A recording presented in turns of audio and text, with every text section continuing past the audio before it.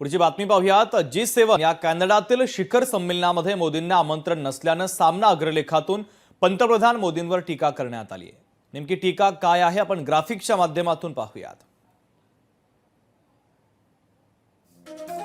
कॅनडामध्ये 15 ते 17 जून G7 शिखर संमेलन होणार आहे।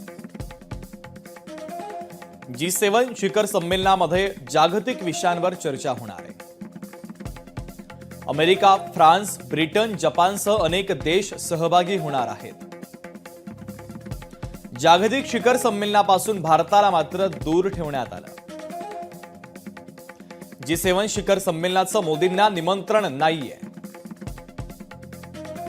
याचा सरळ संदेश आहे तो म्हणजे जगाला मोदी नको आहेत। भारतासाठी ही धोक्याची घंटा आहे। तर सामनातून मोदींवर टीकास्त्र डागण्यात आलेलं आहे।